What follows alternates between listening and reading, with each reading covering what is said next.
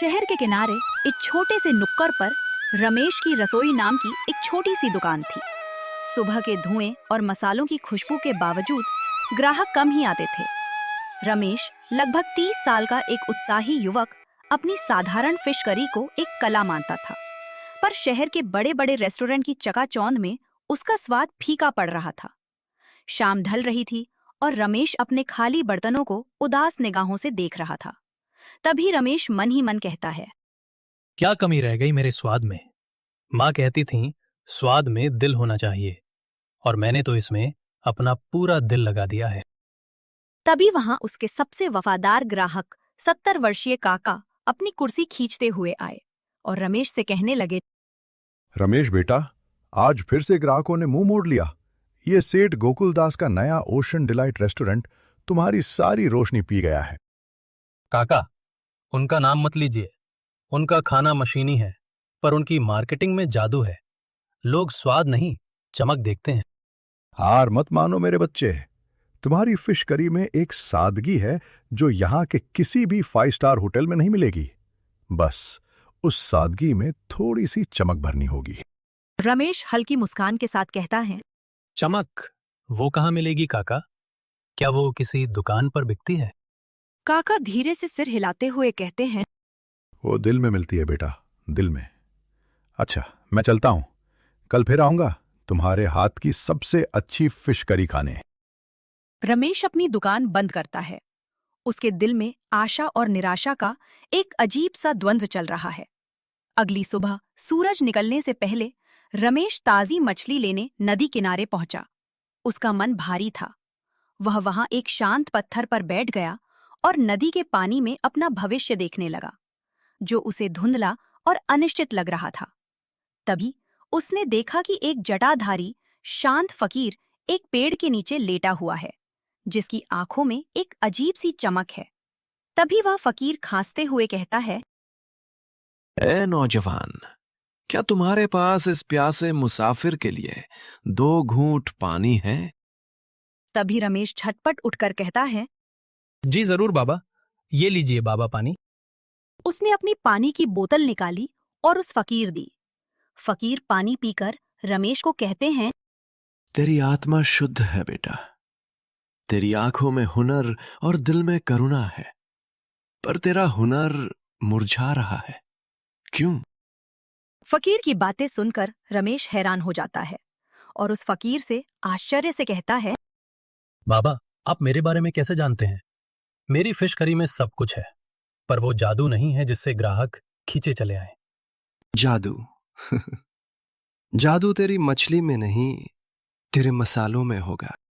उन्होंने अपनी झोली से एक छोटी पुरानी मलमल की पोटली निकाली। इस पोटली में मेरे पुरखों का आशीर्वाद है।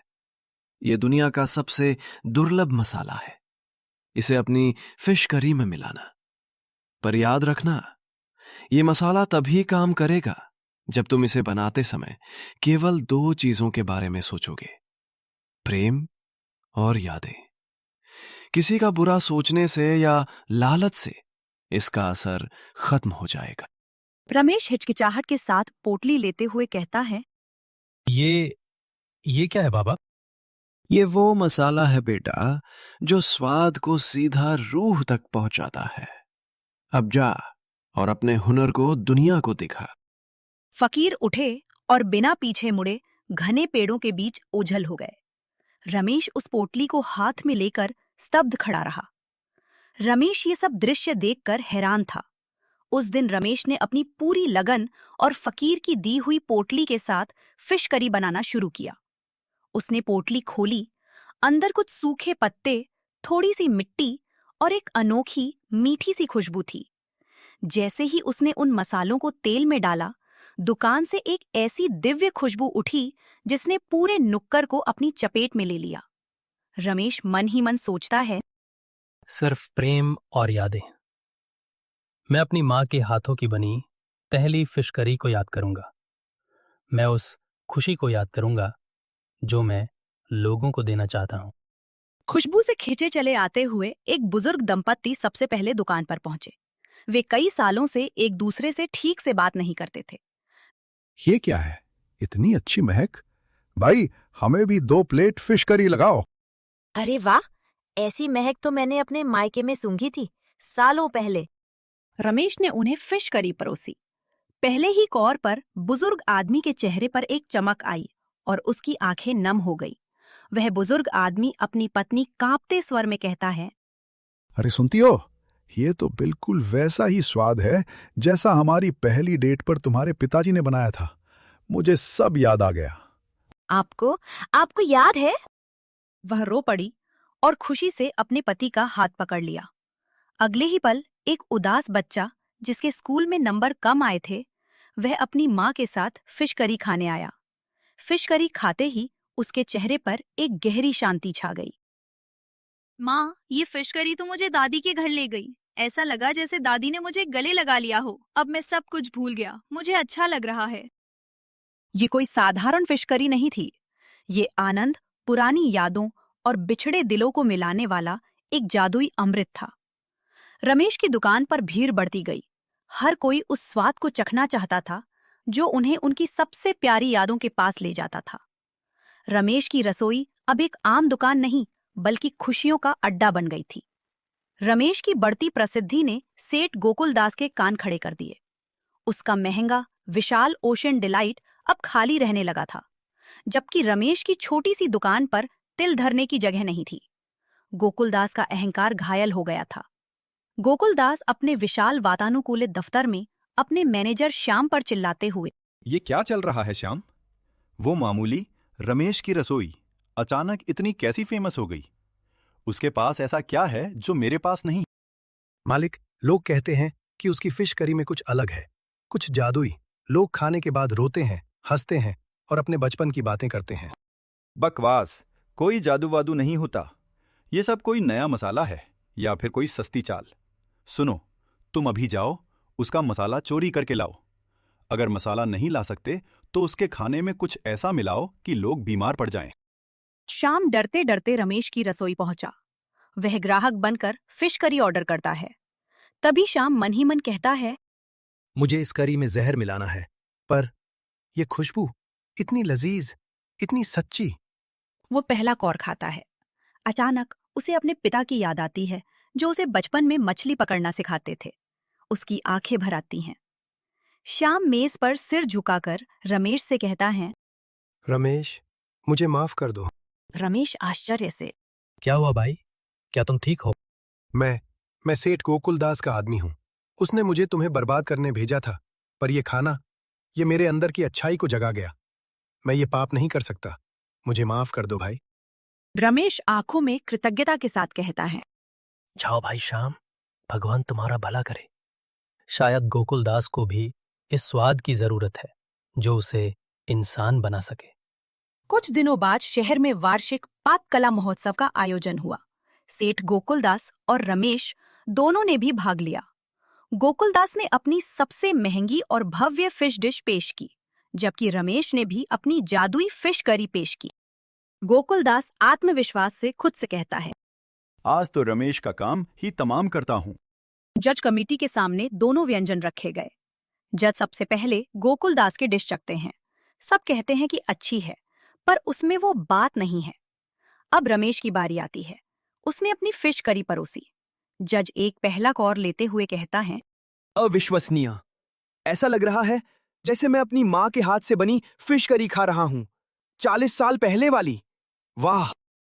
अब दूसरा जज फिश करी खाता है और कहता है, ये सिर्फ खाना नहीं है, ये एक अनुभव है। ये मुझे मेरी पहली सफलता की खुशी याद दिला रहा है। वाह वाह! अचानक गोकुलदास, जो दूर खड़ा था, अपने अहंकार को किनारे रखकर एक छोटे से कटोरे में रमेश की करी चखने का फैसला करता है। गोकुलदास पहला चम्मच मुंह में डालता है। उसके चेहरे के भाव बदलते हैं, अहंकार गायब होता है और उसकी जगह एक टूटन आती है। उसकी आंखों से आंसू बहने लगते हैं।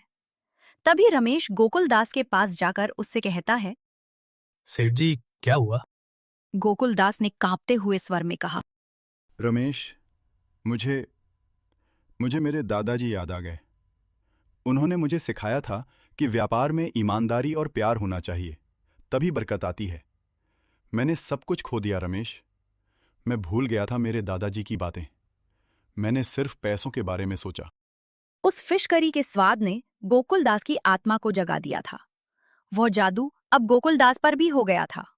उस पल गोकुलदास को अपने व्यापार के धोखे और रमेश को सताने का सारा अफसोस महसूस हुआ। रमेश को महोत्सव का सबसे बड़ा गोल्डन स्पून पुरस्कार मिला। लोगों ने तालियों से उसका स्वागत किया। रमेश ने मंच पर जाकर सबको धन्यवाद दिया और अंत में उसने एक बहुत ही महत्वपूर्ण बात कही। रमेश मंच पर विनम्रता से कहता है, मेरे दोस्तों, मेरी फिश करी में कोई जादू नहीं है। इसमें कोई खास मसाला नहीं है। उसने अपनी जेब से खाली पड़ी फकीर की मलमल की पोटली निकाली। ये पोटली आज खाली है। फकीर बाबा ने मुझसे कहा था कि इसमें 2 चीजें डालो, प्रेम और यादें। मैं हर बार करी बनाते समय बस यही सोचता हूं कि मेरे ग्राहकों को इससे खुशी मिले। मैं उन्हें उस जगह ले जाऊं जहां उनका दिल सबसे ज्यादा खुश था। असली जादू मसाले में नहीं, बल्कि देने वाले के दिल में होता है। जब आप किसी को प्यार से, शुद्ध नीयत से कुछ खिलाते हैं, तो वह भोजन नहीं, बल्कि आशीर्वाद बन जाता है। अब रमेश और गोकुलदास एक दूसरे के गले मिलते हैं। गोकुलदास ने रमेश से माफी मांगी और दोनों ने मिलकर शहर में एक नए, ईमानदार फूड कल्चर की नींव रखने का फैसला किया। उस दिन से रमेश की रसोई शहर की पहचान बन गई। रमेश ने यह साबित कर दिया कि दुनिया की सबसे महंगी डिश भी उस सादगी, प्रेम और नियत का मुकाबला नहीं कर सकती जो एक छोटे से दिल से निकलती है। फकीर ने रमेश को सिर्फ मसाला नहीं, बल्कि जीवन जीने का सही मंत्र दिया था।